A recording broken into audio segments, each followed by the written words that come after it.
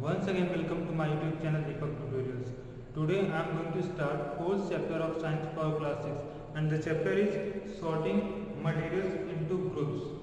In this chapter, we will read about classification of different substances. In this chapter, we will get to know about different kind of substances.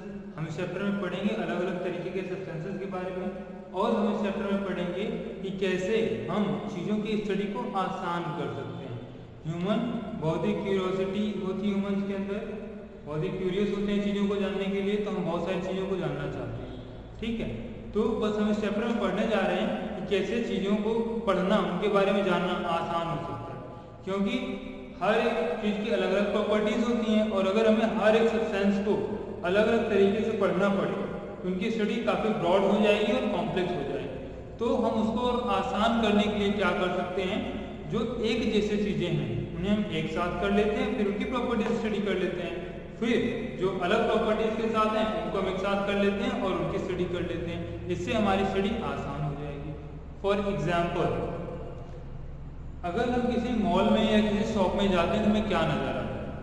If you visit a shop or a medical shop, we can say, or a grocery shop, so what do you find there? आपको वहाँ पे क्या नजर आता है? Suppose you visit a mall, then what do you find there? क्या आपको नजर आएगा वहाँ पे? You will find that the things which belong to same category are placed at same place. ऐसी चीजें जो एक कैटेगरी से बिलोंग करती हैं वो एक जगह पे रखी जाती हैं। Now the question is why group things? हमें चीजों को ग्रुप क्यों करना चाहिए, उन्हें एक ग्रुप में क्यों रखना चाहिए? तो इसका आंसर क्या होगा? इससे आसानी होती है हमें इसकी स्टडी करने में। फॉर एग्जाम्पल, जैसा अभी हम लोगों ने शॉप की एग्जाम्पल ली, अगर हम किसी ग्रोसरी शॉप में जाते हैं तो हमें क्या नजर आता है? जो डिफरेंट टाइप ऑफ पल्सेस हैं, दाल, वो एक जगह पे रखे रहेंगे, एक कॉर्नर में एक रैक पे रखा जाएगा। जो राइस है वो किसी दूसरे रैक पे रखा जाएगा। ठीक है, ऐसे करके अलग अलग चीजें, साबुन कहीं और रहेगा, बिस्किट कहीं और रहेगा, नमकीन कहीं और रखी जाएगी। तो जो अलग अलग चीजें हैं उन्हें हम डिफरेंट प्लेसेस पे रखते हैं, किस लिए? ताकि जब हमें वहां से ढूंढना पड़े तो बड़ी आसानी से चीजें मिल जाएं। कैसे? फॉर एग्जाम्पल, अगर शॉपकीपर जो है वो एक ही कोने पे, इसी कॉर्नर पे दाल एक जगह पे रख देता है, वहीं पे चावल ले जाकर रख दिया, वहीं पे साबुन रख दिया, वहीं पे बिस्किट रख दिया, everything he has placed at the same slot, एक ही जगह पे सारी चीजें ले जाकर रख दिया। तो क्या होगा? अगर कोई बायर आता है खरीदने के लिए सामान, तो उसे बहुत ढूंढना पड़ेगा, काफी मुश्किल से चीजें वो निकाल पाएगा। अब उसे दाल देना है, दाल चावल सब मिक्स करके रखा हुआ है, अब वो दाल वहां से पहले अलग करेगा फिर निकाल करके देगा, तो काफी मुश्किल हो जाएगी। और अगर उसने ग्रुप करके रखा है कि दाल यहाँ, चावल यहाँ, बिस्किट यहाँ, गेहूँ यहाँ, साबुन यहाँ, नमकीन यहाँ, अलग अलग चीजें डिफरेंट प्लेसेस पे उसने रख दिया है, तो जल्दी से निकाल कर दे देगा और काफी आसानी होगी उससे ये सब करने में, काफी कॉम्प्लिकेशंस नहीं होंगी। In the same way, when we visit a mall, a shopping mall, what do you find there? क्या हमें मिलता है वहाँ पे? तो जब हम किसी शॉपिंग मॉल में जाते हैं तो हमें नजर आता है कि चीजें वहाँ पे कैटेगराइज करके रखी हुई हैं। For example, ladies section left पे रहेगा और राइट पे हमारे रहेगा जेंट्स सेक्शन। फॉर एग्जाम्पल, ठीक है, एक तरफ लेडीज के सेक्शन रहेंगे, एक तरफ जेंट्स के सेक्शन। तो जो लेडीज के कपड़े हैं, जो भी उनके सामान है, कॉस्मेटिक्स वगैरह सब हमें एक साइड मिल जाएंगे, जेंट्स के दूसरी साइड। ठीक है, तो suppose a boy enters the mall, तो उसे पता है कि हमें वहां पे नहीं इधर जाना है, क्योंकि हमारे काम की सारी चीजें आपको यहाँ मिलने वाली। फिर वो वहां पे गया तो वहां पे भी कैटेगराइजेशन रहेगा, शर्ट एक रो में रखा रहेगा, पैंट किसी दूसरी रो में रखा रहेगा, फिर कंपनी वाइज रहेगा। ठीक है, हमें सॉक्स चाहिए तो उधर मिल जाएगा, शूज चाहिए तो उस कॉर्नर में जाए, तो अलग अलग कैटेगरीज करके रखे हैं। अगर ऐसा ना होता, सारे pant, shirt, T shirt, socks सब कुछ एक जगह पे इकट्ठा करके गट्ठर बना के रख दिया गया, तब अगर वहां से हमें चीजों को ढूंढ के निकालना है तो काफी मुश्किल होगी। अगर हमें सामान खरीदना है तो जाकर के हमें उसमें पहले ढूंढना पड़ेगा, शर्ट कहाँ है, कौन से नंबर का, किधर है, मुश्किल हो जाएगी। लेकिन ऐसा नहीं होता, हम जब चीजों को कैटेगराइज करते हैं तो हम जब चीजों को कैटेगराइज करके रखते हैं, मुझे पता है जेंट्स कॉर्नर में जाना है, वहाँ पे शर्ट लगे हुए हैं, अगर मुझे शर्ट खरीदना है तो वहाँ पे शर्ट लगे हुए हैं। अब अलग अलग नंबर के शर्ट हैं, सपोज अगर आपको 32, 40 कोई भी साइज चाहिए आपका, ठीक है, तो आप जाओगे, वो सारे 40 की एक जगह पे रखे रहेंगे, 38 एक जगह पे रखा रहेगा, सब अलग अलग प्लेसेस पे रखे रहेंगे। तो हमने कैटेगराइज किया कैसे? हमने कुछ उनकी प्रॉपर्टीज के बेस पे उन्हें कैटेगराइज करके रख दिया वहाँ पे। अब इन्हीं प्रॉपर्टीज के बारे में हमें चैप्टर में पढ़ना है कि हम मटेरियल्स को सॉर्ट क्यों करते हैं। सॉर्ट करना मीन्स अलग अलग करके रख देना, to separate out things on the basis of their properties, ये होता है सॉर्ट आउट करना, ठीक है।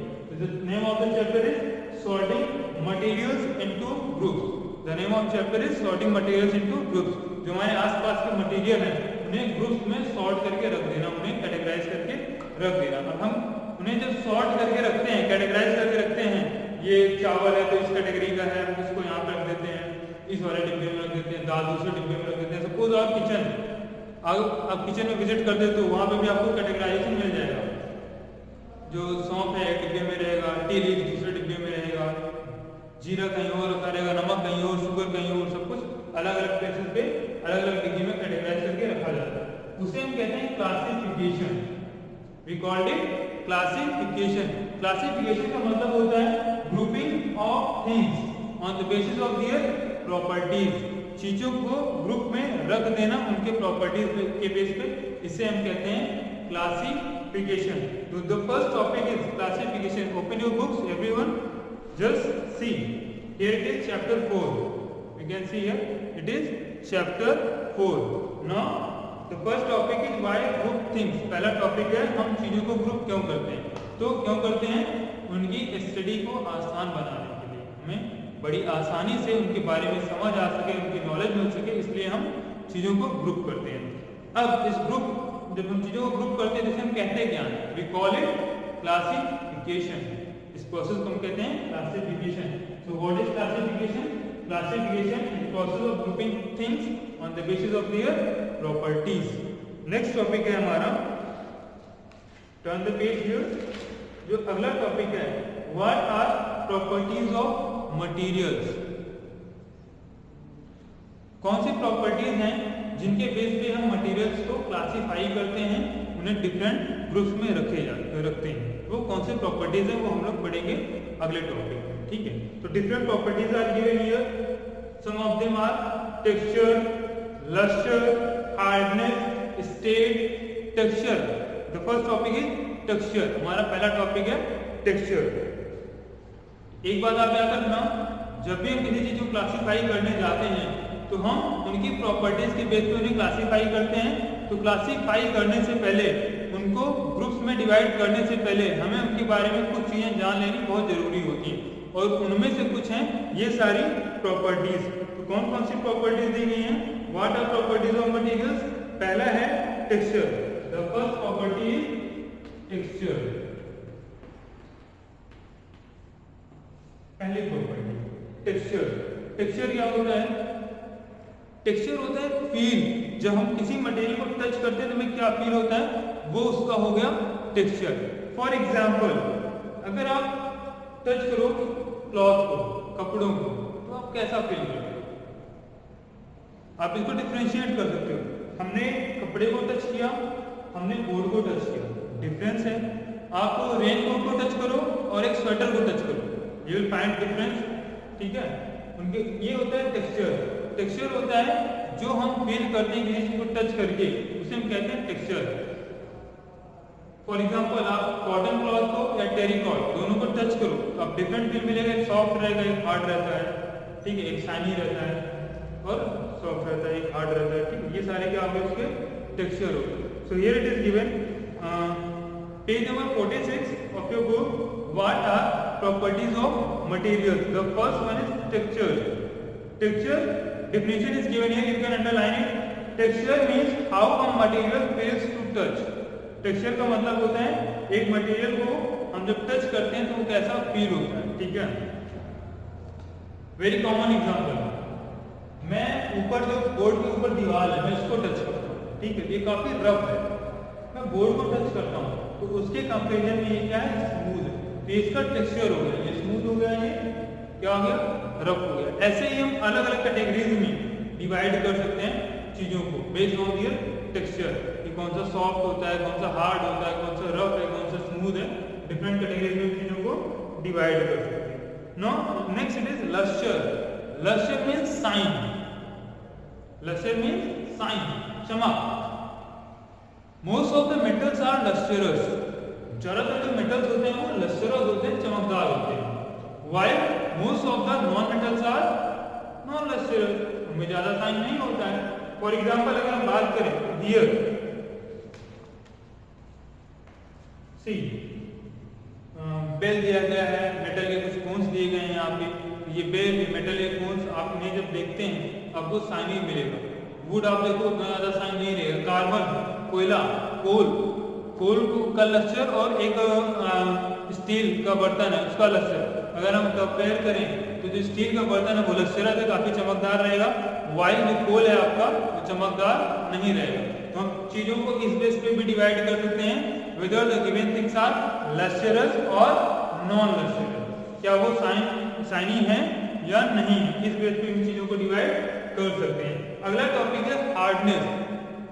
As we all know that some of the things are hard when we touch, कुछ चीजें हैं जो हम टच करते हैं तो हार्ड होते हैं और कुछ हार्ड नहीं होते हैं। तो हम इस बेस पे चीजों को भी डिवाइड कर सकते हैं, दो ग्रुप बना देंगे, hard things and soft things, ठीक है। तो हार्डनेस पे भी हम उनको क्लासिफाई कर सकते हैं। जो चीज छूने में टच करने में हार्ड है उन्हें इस वाली कैटेगरी में रखेंगे, जो टच करने में सॉफ्ट है उसे दूसरी कैटेगरी में रखेंगे। तो ये भी एक तरीका का क्या हो गया, क्लासिफिकेशन हो गया। Next state, as we all know that matter can exist in 3 states. Matter 3 state में एग्जिस्ट कर सकता है। What are those states? Solid, liquid, gas. Matters के जो स्टेट है वो सॉलिड भी हो सकता है, लिक्विड भी हो सकता है और it can be also gas. जो मैटर है वो या तो सॉलिड हो सकता है, लिक्विड हो सकता है या गैस हो सकता है। तो हम इस बेस पे भी क्लासिफिकेशन कर सकते हैं। थर्ड पॉइंट वाज हार्डनेस, हम चीजों को हार्डनेस के बेस पे क्लासिफाई कर सकते हैं। और चौथा पॉइंट है स्टेट।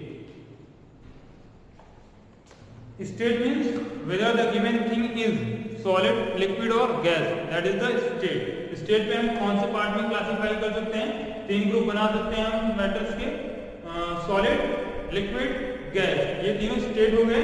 अब जो चीज आपको सॉलिड नजर आ रही है, सॉलिड मतलब जो टच करने पे काफी हार्ड हो, पार्टिकल्स बहुत क्लोज हो, ठीक है, उन्हें हम कहते हैं सॉलिड।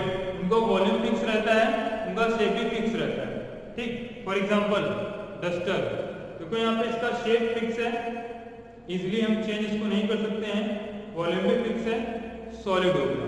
अगर हम वाटर की बात करें तो वाटर जिस कंटेनर में डाल दो उसका शेप ले लेता है। आप उसको ग्लास में रखोगे तो उसका शेप ले लेगा, किसी बाउल में रखोगे उसका शेप ले लेगा, जिस कंटेनर में डालोगे उसका शेप ले लेगा।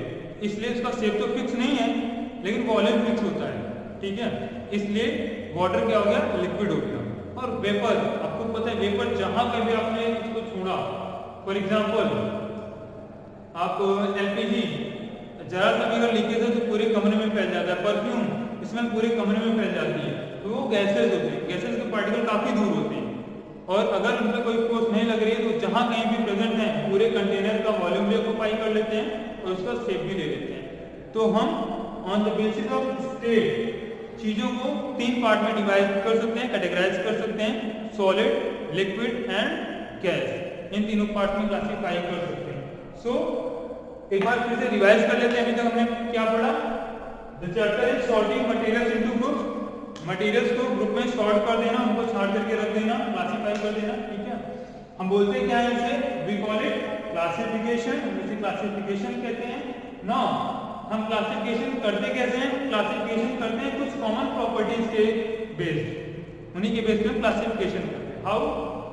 सी, अगर हमें चीजों को क्लासिफिकेशन करना है, उनका क्लासिफाई करना है, means grouping of things into various categories based on their properties, ठीक है। तो और वो प्रॉपर्टीज क्या हो सकती हैं? कौन से बेस पर डिवाइड कर सकते हैं? पहली प्रॉपर्टी दी गई है आपकी बुक में टेक्सचर। आप टेक्सचर के बेस पे क्लासिफाई कर सकते हैं चीजों को। टेक्सचर मतलब टच करने पे कैसा फील कर रहे हैं, ठीक है। नेक्स्ट लस्टर है। लस्टर मतलब उनका साइन चमकदार है कि नहीं। ज्यादा जो मेटल्स होते हैं वो चमकदार होते हैं, नॉन मेटल्स होते हैं वो नॉन लस्टरस होते हैं, वो चमकदार नहीं होते हैं, ठीक है। Next hardness, weather the given thing is hard और सॉफ्ट, इस पे हम क्लासिफाई कर सकते हैं, ठीक। नेक्स्ट है स्टेट।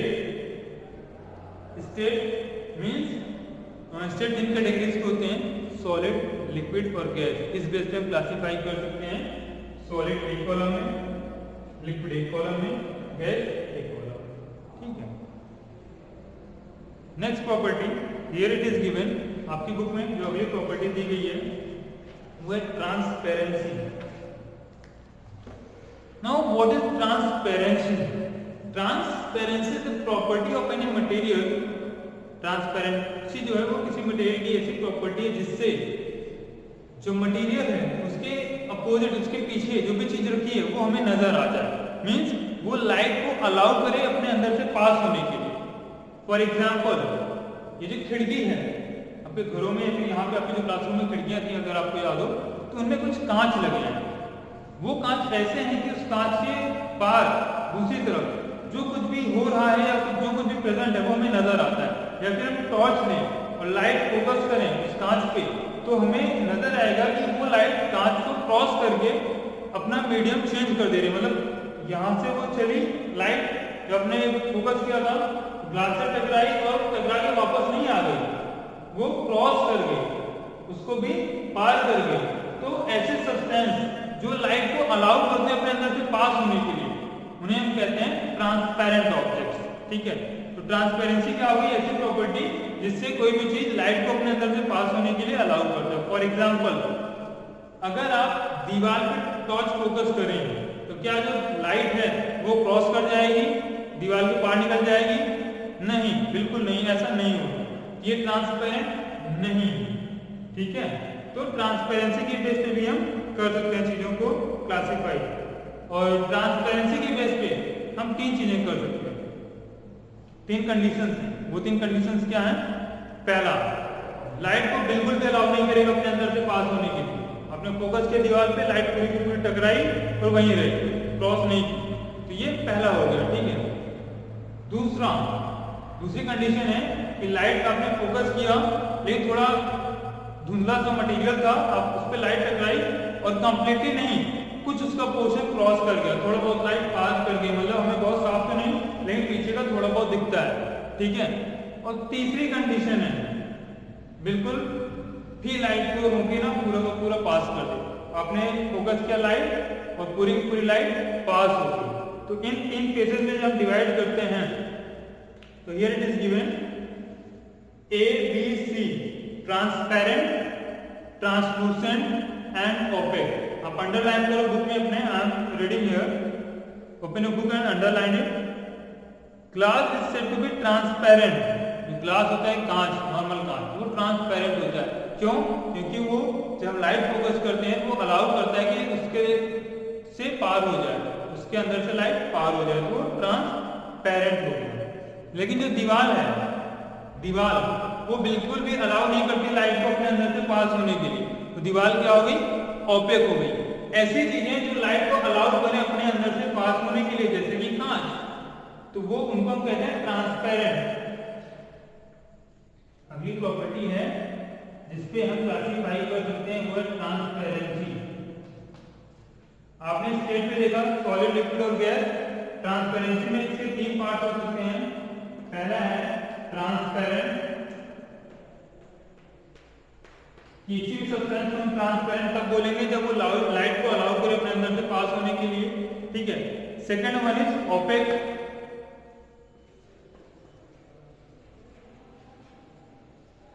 कोई भी चीज ओपेक कब होगा? जब वो लाइट को कंप्लीटली अपने अंदर से पास ना होने दे, बिल्कुल भी पास ना होने दे, कंप्लीटली उसको स्टॉप कर दे, वो होता है ओपेक। जैसे दीवार पे आपने लाइट फोकस किया, फिर बोर्ड पे मैं लाइट फोकस करूं तो बोर्ड को क्रॉस नहीं करेगी लाइट। ठीक है। ये बोर्ड कैसा सब्सटेंस हो गया? ओपेक हो गया। ठीक है। नेक्स्ट है ट्रांसलूसेंट। ट्रांसलूसेंट क्या होता है? ऐसे सब्सटेंस जो अपने अंदर से थोड़ी बहुत लाइट को क्रॉस हो जाने दें, उन्हें कहते हैं ट्रांसलूसेंट। वो कंप्लीटली नहीं बट पार्शियल, मींस आधा अधूरा लाइट के पोर्शन को अपने अंदर से क्रॉस होने देते हैं, इसलिए उन्हें हम कहते हैं translucent. Here it is given, underline it. A transparent substance allows light to pass through it. First one, it is the definition of transparent object. Second, an opaque substance does not allow to pass through it. जो opaque object है light को allow नहीं करते अपने अंदर से, ये opaque की definition हो गई। ठीक है। There is another type of substance which allow light to pass through them partially. और कुछ अलग टाइप के सब्सटेंस होते हैं जो अपने अंदर से लाइट को थोड़ा बहुत in fraction in small amount pass होने देते हैं, उन्हें हम कहते हैं ट्रांसलूसेंट अंडरलाइन।